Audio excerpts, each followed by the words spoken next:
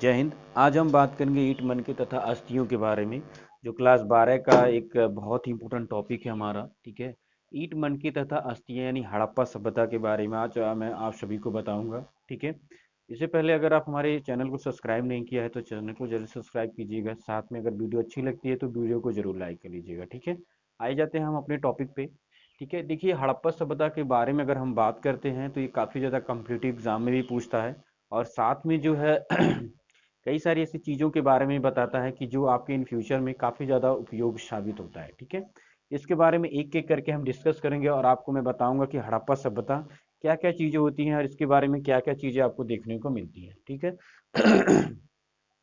परिचय की बात हम कर लेते हैं तो हड़प्पा सभ्यता जो होता है प्राचीन मेसोपोटामिया सभ्यता के समकालीन जो है रखा गया है, और इसके बारे में कई सारी जो है चीज़ें आपको देखने को मिलती हैं। जैसे अगर इसके विस्तार की अगर हम बात करते हैं तो ये जो है भारत, पाकिस्तान और अफगानिस्तान के इन तीनों कंट्री के बीच में फैली हुई थी, और इसकी जो खोज की थी एक एक करके हम आपको बताएंगे। ठीक है, तो परिचय आपका जो है हड़प्पा सभ्यता प्राचीन मेसोपोटामिया सभ्यता के समकालीन है। अगर हम हड़प्पा सभ्यता के इतिहास की बात करते हैं, उसकी क्या क्या चीज़ें उसके अंदर हुई थी, तो वर्ष 1924 में दयाराम साहनी तथा राखल दास बनर्जी की खोज किया था।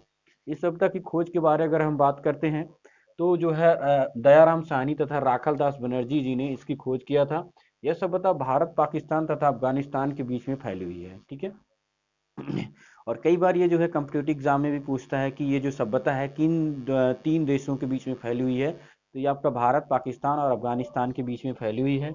ठीक है, हड़प्पा सभ्यता के कुछ ऐसे प्रमुख केंद्र के बारे में हम बात कर लेते हैं जो एक काफ़ी ज़्यादा विषय के बारे में बताता है, काफ़ी सारी चीज़ों के बारे में बताता है। इसके बारे में हम बात कर लेते हैं। तो पहली बात कर लेते हैं हम लोग हड़प्पा सभ्यता के बारे में। यहाँ पे देखेंगे, बात करते हैं तो यहाँ पे मुहरों पे जो है एक सिंगी पशु का अंकित किया जाता था। एक मुहर जो होते थे वो एक सिंगी जो पशु होते थे उसका जो है अंकित किया जाता था। और कई सारी चीजें आपको देखने को मिलती है, जैसे यहाँ पे जो सौ होते थे वो उत्तर से दक्षिण दिशा में दफनाए जाते थे। उत्तर की तरफ उसका सर होता था और दक्षिण की दिशा में उसका जो है धड़ होता था, यानी पैर जो होता था दक्षिण दिशा में होता था, जो कि आज के भी जमाने में शव को इसी तरह से दफनाए जाते हैं। ठीक है, दूसरे अगर हम बात करते हैं तो मोहनजोदड़ो सभ्यता की बात करते हैं। इसकी प्रसिद्ध आकृति थी, आधा भाग आपका बाघ का होता था और आधा भाग जो होता था वो मानव का होता था। ये सबसे प्रसिद्ध इसकी आकृतियां होती थी और इस आकृति को काफी ज्यादा सराहा भी गया। ठीक है, और एक चीज और थी इसमें कि इसके पश्चिम ध्रुव टीले का स्तूप भी टीला जो है काफी ज्यादा फेमस है। ठीक है, इसके बाद आ जाता है कालीबंगा, जो यहाँ के नगर समांतर चतुर्भुजाकार होते थे। कालीबंगा की अगर हम बात करते हैं तो यहाँ का जो नगर होते थे वो आपको समझ सकते हैं कि समांतर चतुर्भुजाकार में आपको दिखाई देते थे। इसके बाद हम बात करते हैं चुन्हू दड़ो।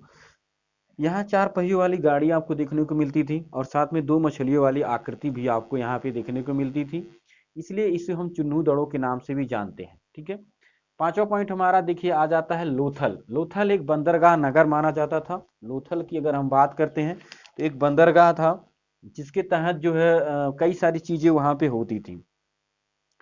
जिसमें बंदरगाह था, ये घरों में सोने के दाने, सेल खड़ी की मोहरें तथा पूरी तरह रंगा हुआ मिट्टी का एक जार भी मिला मिला है। ठीक है, अगर हम बात करेंगे तो पूरी तरह से मिट्टी से रंगा हुआ एक जार था और एक बंदरगाह के तौर पे इस शहर को लोग मानते थे।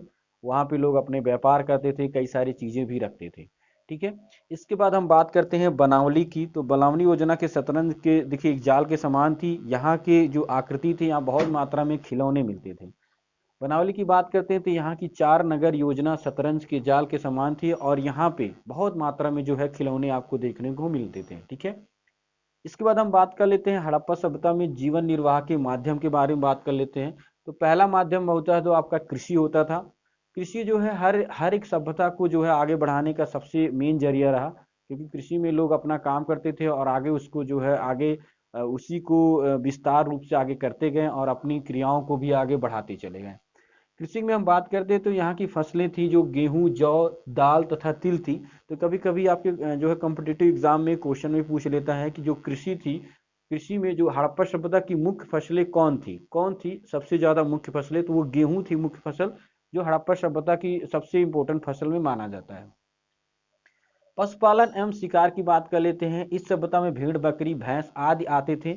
यहाँ के निवासी मांसाहारी होते थे। अब मांसाहारी कैसे पता चला कि ये लोग मांसाहारी होते थे? क्योंकि इनके जब पुरातात्विक विभाग ने जब इनकी खोज किया था, तो पता चला कि इनके खोजों के आधार में पशुओं और मछलियों के कांटे, साथ में चिड़ियों के कांटे और पशु पक्षियों के कांटे भी आपको दिखाई, यहाँ पे हड्डियां देखने को मिली थी, जिसकी वजह से पता चला कि यहाँ के लोग जो थे वो मांसाहारी होते थे। ठीक है, बात कर लेते हैं हम लोग सिल्क उत्पादन की। तो सिल्क में मनके बनाना, धातु कर्म करना, ठीक है। मनके एक तरह से बहुत ही खूबसूरत पोशाक होता है, जो उच्च कोटि के लोग जिसको ज़्यादातर अपनाते थे और इसको पहनते थे। ठीक है, तो इसको काफ़ी लोग जो है सराहना करते थे इनके सिल्क कलाकृतियों के बारे में, और ये काफ़ी फेमस भी हुई थी उस जमाने में।